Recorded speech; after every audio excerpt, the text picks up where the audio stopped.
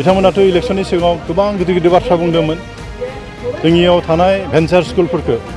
जोङो प्रभिन्सियेलाइज खालामगोन होनना बुंदोंमोन मोनसेबो प्रभिन्सियेलाइज खालामनो हायाखै बिथांमोना 12टा कलेज बिथांमोना प्रभिन्सियेलाइज जाबाय होनना बुंदोंमोन नाथाय उनावथ' मिथिबाय आसाम सरकाराथ' बेखौ जों खालामनो हाया होननानै इतिमध्ये बुंबाय नर्म्स गैया होननानै बुंबाय बेबायदिनो बिथांमोना बिराद माने गिदिर गिदिर बाथ्रा बिथांमोना बुंदोंमोन न'खर न'खर साख्रि होगोन होनना बुंदोंमोन महिला सेल्फ हेल्प ग्रुपफोरनो बिथांमोना 75,000 करि होगोन होनना बुंदोंमोन बेफोरखौथ' मोनसेबो लाखिनो हायाखै बिथांमोना ना जेब्लायबो बिथांमोना रायजो राजानि गेजेराव मिसा खौरां बुंबोदों आरो बेफोर गासैबो दिनै नुजाजोब्बाय बिथांमोना जे मिसलिया प्रमद बर'आ जे मिसलिया बे दिनै प्रमान जाबाय आरो बेखायनो बिथांनि सायाव बिटिसिनि रायजो राजाफ्रा फोथायनाय गैलिया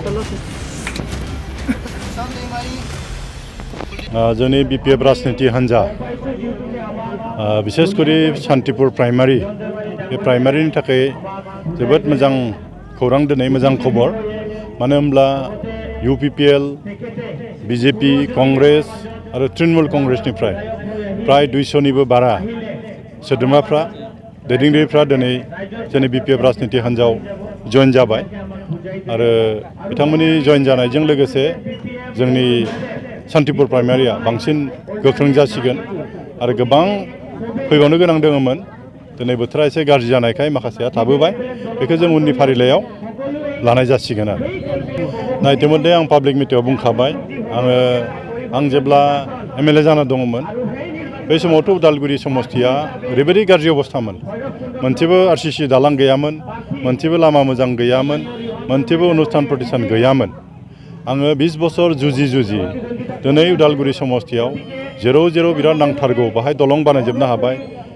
मेन लामाफोरखौ जों मावजोब्बाय लोंनाय दैफोरखौ होबाय स्कुल न' बानायबाय मात्र मोननै मोनथामसोल' दलं जेरैहाय नैबे सान्तिपुर खाथियाव बोरला दैसा बाहाय मोनसे बिराद दालां नांथारगौ बनगुरुं आरो सान्तिपुर कानेक्सननि थाखाय बेखौबो आं थांनाय लास्ट टार्माव आं जुजिदोंमोन किन्तु माखासे टेकनिकेल उसुबिदानि थाखाय बे जाना फैयाखै आरो जुदि थांनाय बाराव जुदि आं देरहासार जानायमोनब्ला आं बेखौबो मावनो हासिगौमोन आरो दा आं रायजोफोरनो खोथा होदों जुदि आं आरोबाव रायजो राजाजों जुदि MLA हिसाबै सायख'जाबावोब्ला निस्सय बे दालांखौ आं बनायनो हागोन आरो बुंनायखौ आंबो खोनादों किन्तु बिथांमोना दिन्थिना होथों मबे लामाखौ बिथांमोना मावदों मबे दालांखौ बिथांमोना मावदों मबे स्कुल न'खौ बिथांमोना बानायना होदों दिनैनि तारिखाव बिथांमोना मोनसेबो दालां दिन्थिनो हानाय नङा बेखौ जों मावदों होननानै बिथांमोना बुंनो हानाय नङा मोनसेबो गिदिर लामा बे लामाखौ जों मावदों ओरैनो बिथांमोना बुंनो हानाय नङा जानो हागौ महाबा गामिनि लामा फिसा लामा मोनफा मोननै हयथ' मावदों किन्तु मेजर लामा मेजर दालां मेजर स्कुल कलेज जेबो बिथांमोना मावाखै आरो मावनो हायाखै आं मिथिनायाव बेफोरो जेबो जायाखै जिखिनि जों हाग्रामा महिलारिनि जुगेदि BTC सुक्ति खालामदोंमोन जिखिनि जों मोनखानाय दिनै बे मोनखानाय क्षमताफोर बे मोनखानाय बिथाफोरखौसो जों दिनै बे सुक्तिनि जुगेदि जों खोमानो थांगासिनो दं आरो बिसेस भाबे सनितपुर गहपुर आरो बिश्वनाथ बिथांमोना स्पेसियेलि 60 गामि सोनायनि आसाम सरकार बिथांमोना रिकुवेस्ट खालामदोंमोन आरो बेबायदिनो आसाम सरकारा बे 60 गामिखौ BTCआव हाबसिगोन होननानै इतिमध्ये मोनसे अर्डारबो बहनबाय नटिफिकेसनबो होबाय दिनै जों नुनो मोन्दों बे गामि खाथि खालानो जोंनि बर' गामिफ्रा थाबोजोब्बाय दिनै गोदोद मोनसे संकट जादों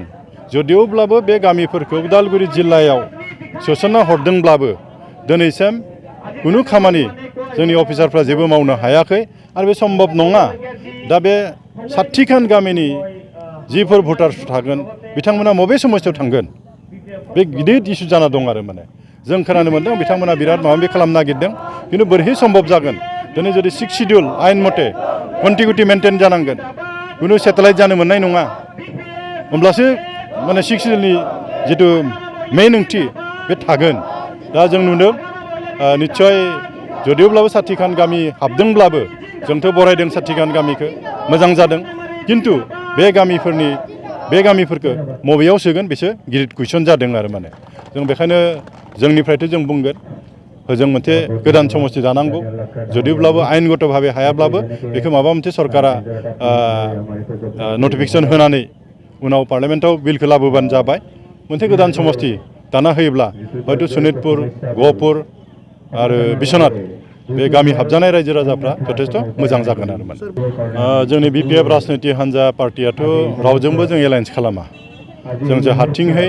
40टा समस्ति दङ 40टा समस्तियाव जों गेलेगोन आरो एबाराव एकदम बेथ' रोखा जाखाबाय